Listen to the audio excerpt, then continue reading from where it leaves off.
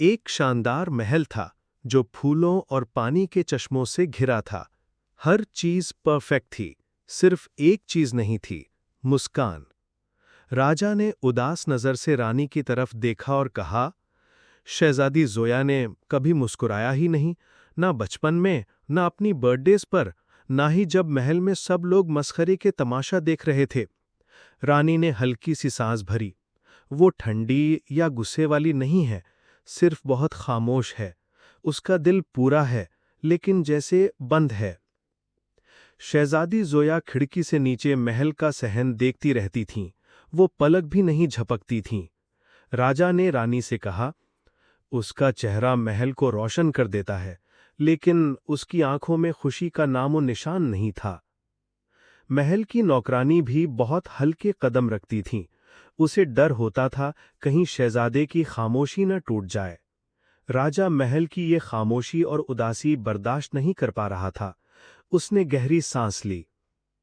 बादशाह ने पूरे दरबार के सामने एक बड़ा ऐलान किया, मैं सबको कहता हूं, जो भी मेरी बेटी शहजादी ज़ोया को हंसा देगा, मैं उसकी शादी उससे कर दूंगा और वो हमारे किले की सल्तनत का वारिस बनेगा।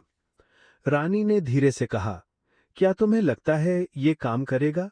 हमने सब कुछ कोशिश कर लिया है, शायद इससे उसका दिल खुल जाए। शहजादी ज़ोया ने हल्का सा कहा, मैं सख्त दिल नहीं बनना चाहती, बस मुझे नहीं पता खुशी कैसी होती है।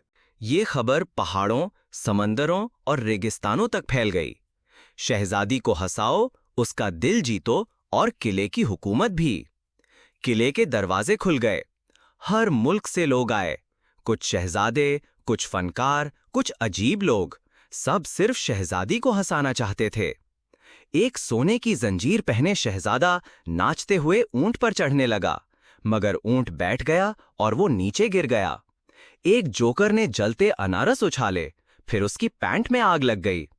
राजा ने रानी से कहा, ये इस हफ्ते का 12वां हंस देने वाला हंस था। कम से कम इसने सही आवाज तो निकाली। शुक्रिया कोशिश करने के लिए। अगली दफा अनानस से जरा संभल कर, ज़ोया ने हल्का सा कहा। दिन गुजरने लगे। रोज नए लोग आते, हंसाने की कोशिश करते और हर दफा नाकाम हो जाते।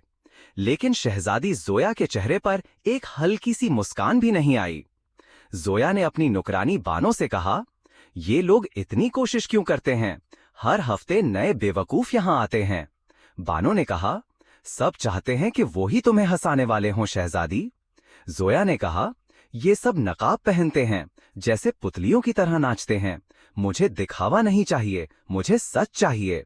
बानो ने मुस्कुराकर कहा, शायद तुम्हारी मुस्कान किसी सही वक्त या सही शख्स का इंतजार कर रही है।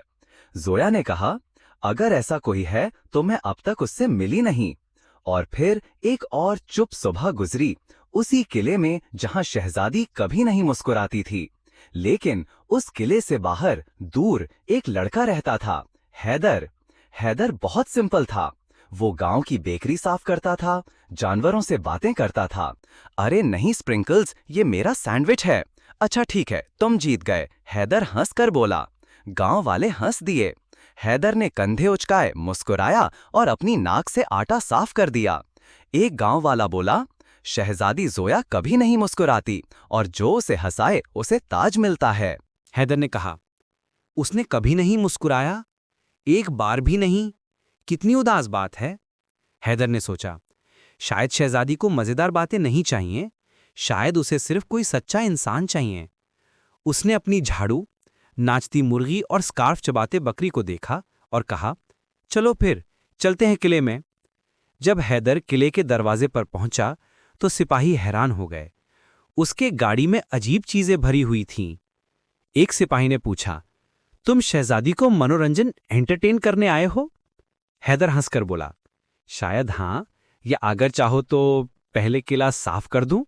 जब हैदर अंदर गया तो लोग हैरान हो गए। ये बकरी के सर पे फूलों का ताज है।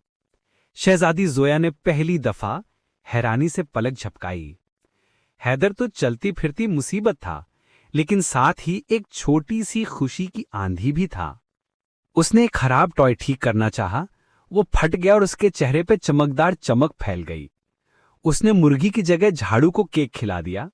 वो इतना झुका के सलाम किया कि उसकी पैंट फट गई। दरबार के लोग हंस दिए और शहजादी की आंखों में चमक दिखाई दी। फिर अगले घंटे में सिर्फ मजेदार हादसे होते रहे। फूल हवा में उछाल दिए और रानी का पंखा नैपकिन समझकर मुंह पोंछ लिया। उसने गलती से बागवान को शादी का प्रपोज कर दिया। मैं प्रपोज नहीं कर रहा था, मुझे सिर्फ कपकेक चाहिए था, हैदर बोला। सब हंसने लगे। राजा ने कहा, मुझे ये लड़का पसंद आ रहा है।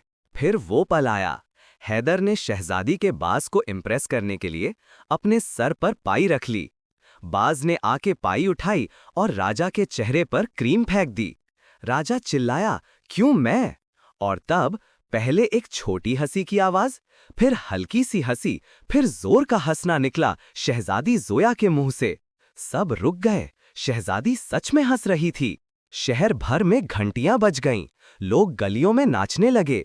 आसमान तक मुस्कुराता हुआ लगा। जोया ने कहा, तुमने मुझे इम्प्रेस करने की कोशिश नहीं की, तुम तो बस तूफान में धूप जैसे आ गए।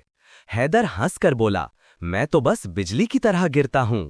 राजा ने कहा, तैयार हो जाओ शाही शादी के लिए। बकरी के सर पे फूलों का ताज रखा गया और किले के बगीचे में धूप के नीचे शहजादी जोया और हैदर की शादी हो गई। हैदर सीधी चल नहीं सका, फिसल गया। जोया हंसकर उसे संभाल लिया। झाड़ू ने शादी के रिंग ले आए और बकरी ने आधी फूलों की गुलदस्ता खा लिया। रानी ने कहा, मैंने उसे कभी इतना रोशन होता नहीं देखा। जोया ने अपनी खुशी उस लड़के में ढूंढ ली जो कभी समझ नहीं आता था पर दिल से सच्चा था। हैदर ने कहा, मैं वादा करता हूँ मैं हमेशा तुम्हें हंसाने की कोशिश करता रहूंगा या कम से कम गिर कर तो हंसवा ही दूंगा। जोया ने कहा, बस मुझे यही चाहिए था। किला जो पहले खामोश था अब रोज हंसी से गूंजता था। जोया सुबह हंसकर उठती, हैदर हर दोपहर चाय गिरा देता और बकरी अब एक शराफत वाला सिपाही बन गई थी। शहजादी जोया फिर कभी हंसना बंद नहीं किया। कभी कभी सबसे रोशन रोशनी सबसे अनारी दिल से आती है और इस तरह जो लड़की कभी नहीं मुस्कुराती थी अब हर दिन हंसकर जीती थी। अगर आपको हमारी स्टोरी पसंद आती हैं तो हमारे चैनल को सब्सक्राइब, शेयर और लाइक कर दिया करें। शुक्रिया आप सबका।